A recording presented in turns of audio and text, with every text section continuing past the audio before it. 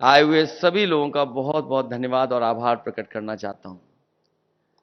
ये जसवंत नगर विधानसभा, यहां के लोगों का परिचय देना या उनसे अपील करना, ये अपने सब वो लोग हैं जो घर के, परिवार के और समाजवादी आंदोलन के पहले दिन से जुड़े हुए लोग हैं।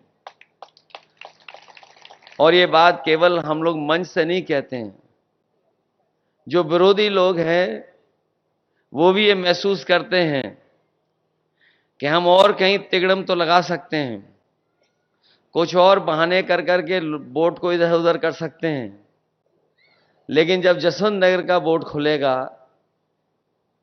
तो वो रिकॉर्ड न केवल अपना रिकॉर्ड बनाता है, बल्कि जसवंत नगर अपना रिकॉर्ड भी तोड़ देता है, लाखों वोट से हमेशा जिताता है। मैं जब पिछली बार आपके सड़क के किनारे कार्यक्रम हुआ था, उस समय भी यही बात मैंने रखी तो कही थी, और आज भी मैं महसूस वही बात करता हूं कि यहां की जनता ने मन बना लिया है कि एक एक वोट समाजवादी पार्टी के पक्ष में पड़ने जा रहा है।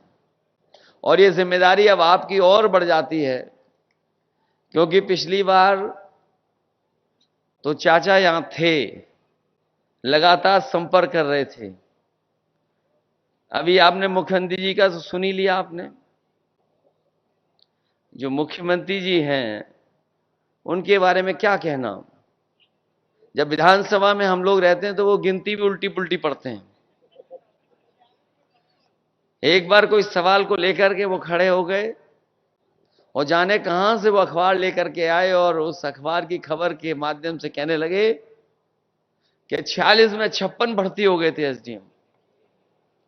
और उस दिन से लेकर के आज तक हम लोग कई जगह पर कई माध्यम से पूछते रहेंगे, भाई वो कम से कम 46 से 56 वाली सूची तो दे दो। और अभी पता नहीं क्या भाषण दे के गए जो प्रसाद को चूरन समझते हैं। बताओ, ये हमारे मुख्यमंत्री, आपने देखा होगा सदन में जब भी चाचा को देखते हैं तो वो घबरा जाते हैं। तो जब जसवंत नगर में आए तो स्वाभाविक था कि उन्हीं के क्षेत्र में आए, और ऐसा नहीं कि उन्हें नहीं पता था, बस वो वोट मांगने की औपचारिकता करके गए हैं। उनकी जो एजेंसी के लोग हैं या जो हमारे आपके आसपास खाकी वर्दी के लोग खड़े हैं और एक आध और भी कहीं छिप के खड़े होंगे जो भाषण नोट कर रहे होंगे, वो खुद सूचना दे देते हैं कि ये लाखों लाख वोट से आप जसवंत नगर से हारने जा रहे हो। और आज तो जसवंत नगर है और तारीख 1 मई है। ये समझ लो बीजेपी गई, इसका पता नहीं लगेगा इसके बाद। और फिर जब चाचा ने इलाज करने की ठानी लिया है तो सोचो वोटों से कैसा इलाज होगा इनको। ये जनता तैयार है। हमारे गुजरात के क्षत्रिय भाई लोग तो तलवार से नहीं, इस बार मतदान से मतवार कर रहे हैं, उससे इलाज कर रहे हैं। और जसवंत नगर वाले भी इस बार अपना एक एक वोट डाल करके भारतीय जनता पार्टी के लोगों का इलाज करने के लिए तैयार हैं। ये वो लोग हैं जिन्होंने सब कुछ उल्टा पुल्टा कर दिया है और ऐसा उलझा दिया है देश को और तमाम चीजों को कि अगर ये नहीं हटेंगे तो हो सकता है ये संविधान को भी बदल दें। कई बार हम लोग इस बात को कहते हैं कि संविधान बदलेंगे, तो पत्रकार साथी और बीजेपी के लोग ये तर्क देते हैं कि संविधान कैसे बदल जाएगा। मैं उनसे जवाब में कहता हूं कि याद कीजिए कि भारतीय जनता पार्टी ने एक दिन फैसला ले लिया और फैसला लेकर के सब नोट बंद करा दिए। क्या किसी पत्रकार को पता था? क्या किसी जनता में किसी सदस्य को पता था? और इसी तरह अभी जो अग्निवीर व्यवस्था आई है, ये जो अग्निवीर व्यवस्था जो पक्की नौकरी होती थी, ये जो 4 साल की नौकरी कर दी है। हमारे यहां बहुत सारे लोग ऐसे होंगे गांव के जो फौज में जाकर के न केवल उन्होंने सीमा पर देश की रक्षा करने का काम किया, बल्कि अगर उनके परिवार की आर्थिक और सामाजिक स्थिति देखोगे, अगर वो फौज में भर्ती हो गए तो उनके घर परिवार की सामाजिक और आर्थिक स्थिति भी बेहतर हो गई और नई पीढ़ी को अच्छा पढ़ने का भी मौका मिल गया।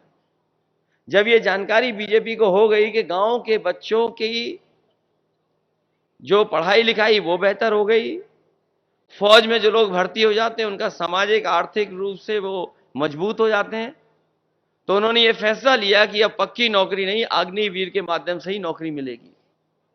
हम अपने तमाम नौजवानों को कहना चाहते हैं इस मौके पर कि समाजवादी सरकार और इंडिया गठबंधन की सरकार आएगी, ये जो आधी अधूरी 4 साल की नौकरी दी है खत्म हो जाएगी और जो पहले व्यवस्था थी कि नौकरी पूरी मिलती थी और पेंशन और सुविधाएं मिलती थी, वही इंतजाम करने का काम करेंगे। ये हमारे खाकी वर्दी वाले भी कभी कभी हम लोगों को गुस्सा दिखाते हैं।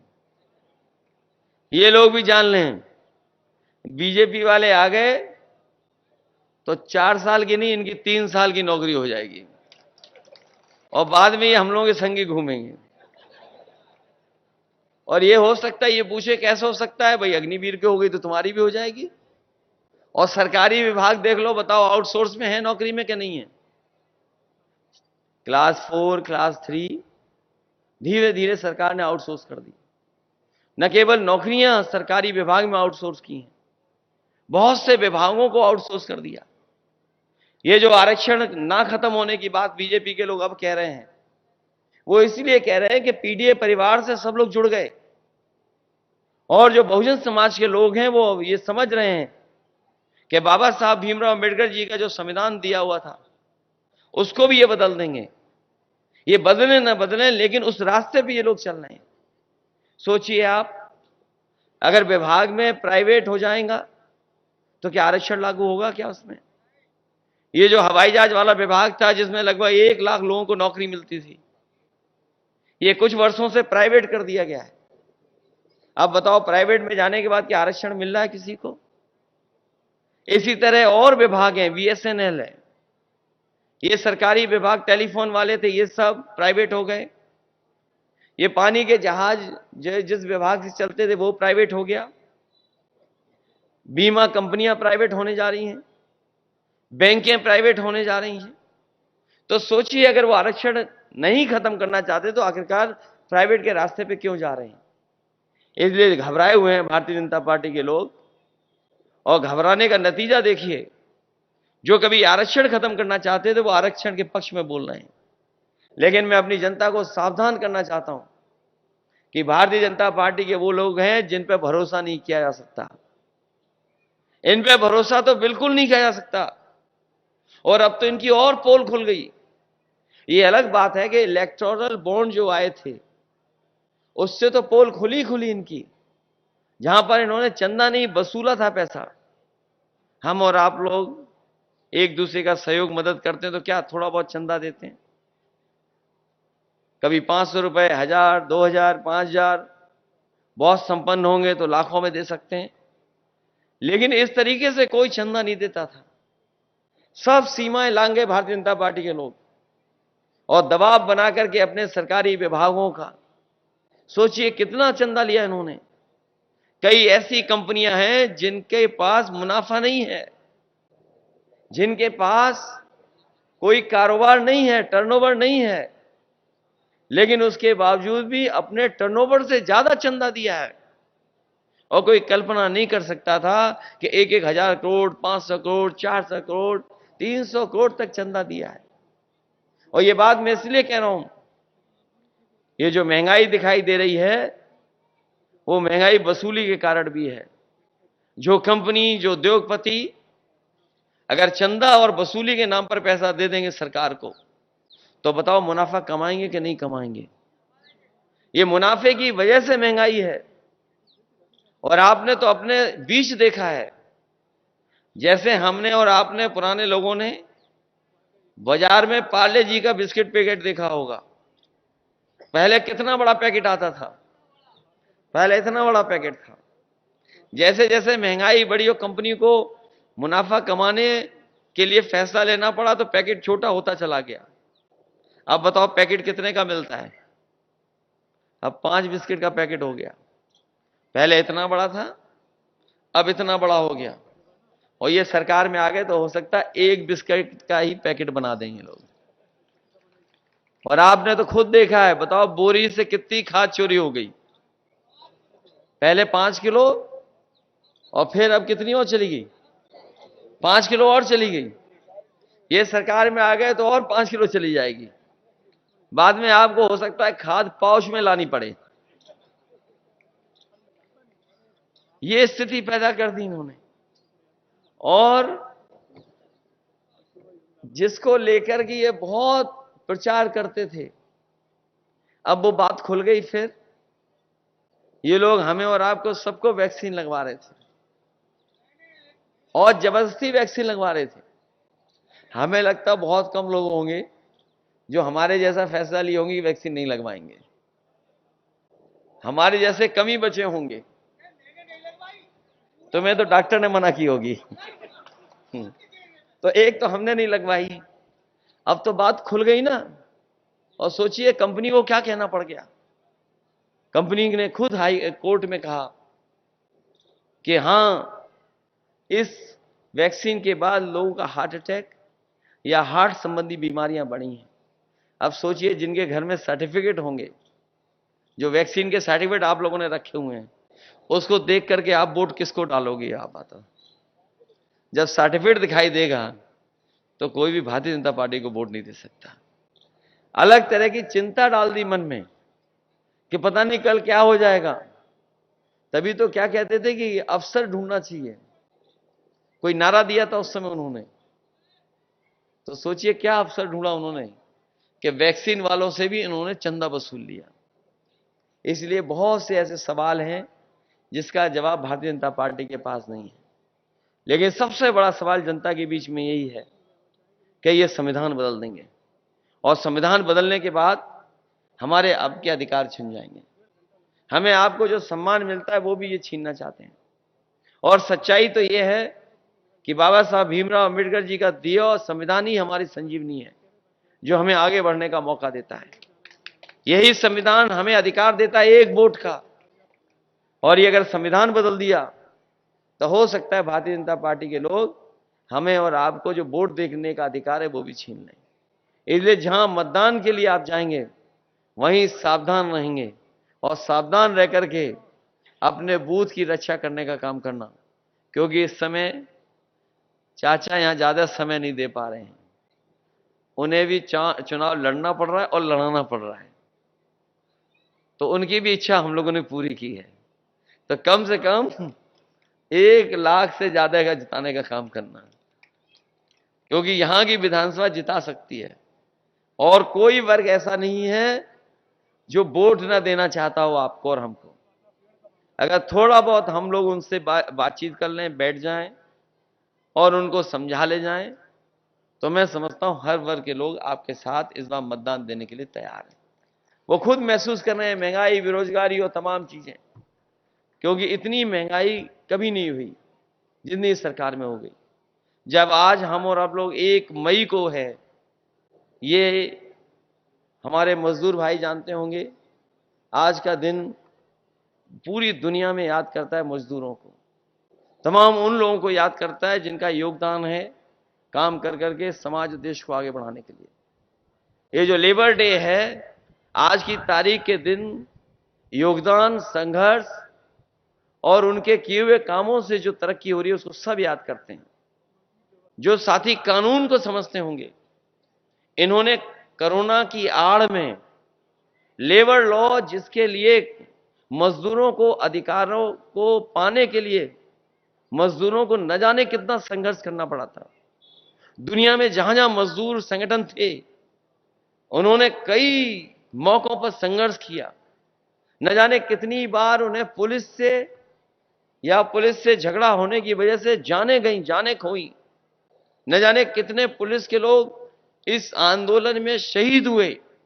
उसके बाद जो लेबरों को अधिकार मिले थे, मजदूरों को अधिकार, इन भारतीय जनता पार्टी के लोगों ने कोरोना की आड़ में उन कानूनों को भी ऐसा कर दिया है कि अब लेबर के पक्ष में वो कानून नहीं है। तो सोचिए, आड़ में क्या नहीं कर सकते ये लोग। इन्होंने छिप करके हमारे तमाम मजदूरों को जो कई सौ वर्षों के संघर्ष के बाद जो अधिकार मिले थे, जो उन अधिकारों को छीनने भी काम किया है। इसलिए इनसे सावधान रह करके इन भारतीय जनता पार्टी को हटाने का काम करना। जो पहले और दूसरे चरण के वोट पड़े हैं, उस चरणों में भारतीय जनता पार्टी और उनके सहयोगी लोग बहुत पीछे छूट गए। इसीलिए उन्होंने अपना 400 पार का नारा बदल दिया। न केवल नारा बदला है, बल्कि उनके भाषणों में आप देखो क्या भाषा का इस्तेमाल हो रहा है। जो भाषा बोली जा रही है वो लोकतंत्र में कोई स्वीकार नहीं कर सकता। और जिस तरह के शब्दों का इस्तेमाल किया जा रहा है, अगर उन्हीं शब्दों को और उन चीजों का अगर हम आकलन निकालें और बैंकों से अगर आंकड़े निकालें, तो शायद भारत में सबसे ज्यादा गरीबों ने सोना रख करके कर्ज लिया होगा। सबसे ज्यादा बैंकों से लोगों ने, गरीबों ने कर्ज अगर लिया है तो सोना रख करके कर्ज लिया है। और यही बीजेपी के लोग जो बड़े बड़े लोगों का कर्ज माफ कर चुके हैं, और इतना नहीं, छोटा मोटा कर्ज नहीं माफ किया है, लगभग 16 लाख करोड़ कर्ज माफ कर चुके हैं उद्योगपतियों का। इसलिए गठबंधन ने और इंडिया गठबंधन ने तय किया है, समाजवादी पार्टी ने फैसला लिया है कि इस बार दिल्ली की सरकार बनेगी तो अपने किसानों का पूरा कर्जा माफ होगा। जिस तरीके से उद्योगपतियों का कर्जा माफ हुआ है, उनका करोड़ों का कर्जा माफ हुआ है, हमारे किसानों का तो लाखों का है, करोड़ों का किसी का नहीं है। जब बीजेपी ने कर्ज माफ करने का फैसला लिया तो इन्होंने जो मानक तैयार किए वो ये कहा कि 5 करोड़ से ऊपर जिन्होंने कर्ज लिया उनका कर्ज माफ होगा। यहां जितने लोग बैठे हैं, आसपास जितने लोग होंगे, किसी का भी करोड़ों में कर्ज नहीं होगा, लाखों में कर्ज होगा। कि हमारे गरीब छूट जाएं, किसान छूट जाएं, गांव में रहने वाले छूट जाएं, उनका कर्ज ना माफ करना पड़े। इसलिए बीजेपी ने जब कर्ज माफ किया तो यह फैसला लिया कि 5 करोड़ से ऊपर जिन लोगों का कर्ज है वो कर्ज माफ होगा। हम समाजवादी और इंडिया गठबंधन के लोग कहते हैं जो किसानों का लाखों लाख कर्ज है वो पूरा माफ करने का काम करेंगे। अगर उद्योगपतियों का माफ हो सकता है तो किसानों का भी हमारा माफ होगा। इसी तरह राशन को लेकर के इन्होंने गरीबों से वोट ले लिया। पिछला चुनाव था तो राशन में न जाने क्या क्या दे रहे थे, और अब जो राशन आ रहा है उसमें बताओ क्या आ रहा है। ये आपका स्वास्थ्य बेहतर करने के लिए दे रहे हैं। सोचो, पहले दे रहे थे रिफाइंड तेल, नमक और न जाने क्या क्या देना चाहते थे, और वोट ले लिया, सरकार बन गई। अब बताओ राशन में क्या दे रहे हैं। वो इसलिए बाजरा दे रहे हैं कि आपका स्वास्थ्य बेहतर हो। और ये हम अपने गरीबों को कहना चाहते हैं, न केवल राशन की गुणवत्ता बेहतर करेंगे, बल्कि जिस तरीके से संपन्न लोग या जो शहर में रहने वाले लोग पैकेज्ड आटा खा रहे हैं, वो स्वादिष्ट भी है या उसमें गुणवत्ता भी है, पौष्टिक भी है। समाजवादी सरकार और समाजवादी लोगों ने तय किया है कि अपने गरीबों को भी पौष्टिक आटा के साथ साथ डाटा फ्री दिलाने का काम करेंगे। और डाटा इसलिए कि दुनिया में बड़ा ताकतवर देश अमेरिका, आप पता कर लेना, जानकारी कर लेना, कई शहरों में लैपटॉप फ्री दे रही है अपने बच्चों को। वो इसीलिए दे रही है लैपटॉप क्योंकि वो समझ रहे हैं कि जिस समय कोरोना आया था, संपन्न परिवार के लोगों ने, बच्चों ने तो पढ़ लिख लिया था, और जो गरीब परिवार के बच्चे थे, क्योंकि उनके पास कोई न इंतजाम था, ना कंप्यूटर था, ना लैपटॉप था, ना अच्छा मोबाइल था, वो पढ़ाई लिखाई भी नहीं कर पाए, उनके सालों साल चला गया। लेकिन जो संपन्न परिवार के लोग थे, जिन पे मोबाइल था, लैपटॉप था, कंप्यूटर था, वो ऑनलाइन पढ़ाई कर सकते थे। और हम तो ये कहते हैं कि जो समाजवादियों ने लैपटॉप दिए थे वो उस समय भी इस्तेमाल हुए, और आज भी जहां होंगे वो आज भी चल रहे होंगे। और जब कभी भी ऑन करते होंगे तो उसमें नेताजी और हम ही लोग दिखाई देते होंगे। उसकी भी नकल कर ली हमारी इस सरकार ने। हम लोगों ने इतना बड़ा दिया था लैपटॉप, इनने इतना कर दिया उसको, और उसमें उंगली घुसते रहो तो वो चले नहीं चले पता नहीं। और 100 नंबर की भी नकल कर ली। एम्बुलेंस खराब कर दी। एम्बुलेंस इसलिए दी गरीब की मदद हो जाए, लेकिन एम्बुलेंस भी खराब कर दी। 100 नंबर इसलिए दी थी कि गरीब को भागना ना पड़े, थाने ना जाना पड़े, अगर कहीं झगड़ा हो, कहीं भी हो, फोन करे तो उसके पास पहुंच जाए। और जब से इन्होंने 100 से 112 किया है, तो इन्हें पुलिस वालों को ही लगा कि जब सरकार ने नंबर बढ़ा लिया तो हम भी अपनी वसूली बढ़ा लें। तो ये स्थिति पैदा हो गई सरकार में। इसलिए हम आपसे निवेदन और अपील करने आए हैं कि ये चुनाव मैनपुरी का पूरा देश देखेगा, पूरा देश की नजर होगी यहां पर। ये मैनपुरी नेताजी की वजह से और आप लोगों की वजह से पूरे देश में इसकी पहचान है। कम लोकसभाएं होती हैं जिनकी पहचान देश में बन पाती है, और जो वीआईपी लोकसभा जिनको गिना जाता है, माना जाता है, ये मैनपुरी भी वही लोकसभा है। इसलिए पूरे देश की नजर होगी। जब आपने बाई इलेक्शन में मेहनत करके और साथ लेकर के इतने बड़े वोटों से जिताया था, हमें उम्मीद है कि ये तो परिवर्तन और सरकार बनाने का चुनाव होने जा रहा है और बीजेपी को हटाने वाला चुनाव होने जा रहा है। इसलिए आप सब लोग मिलकर के पहले से ज्यादा वोट देकर के समाजवादी पार्टी को रिकॉर्ड मतों से जिता देना। यही निवेदन, यही प्रार्थना, यही अपील मैं आपसे करने आया हूं। ये क्षेत्र तो वो है जो चाह लेगा वो हो जाएगा, और हमें भरोसा है कि सब लोग मिलकर के मदद करेंगे। बहुत बहुत धन्यवाद।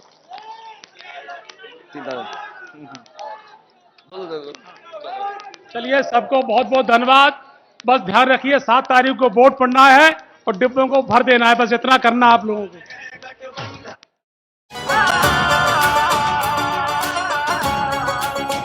किसी को लालच से जोड़ा, किसी को ईडी ने तोड़ा, मनोबल भारत का था जो वो तानाशाही ने तोड़ा। भारत को हमने जोड़ा है, तुमने तो इसको तोड़ा है। तानाशाह ने देश की कश्ती को मझधार में लाके छोड़ा है। भारत का किसान ये कहता है, सीमा पे जवान ये कहता है,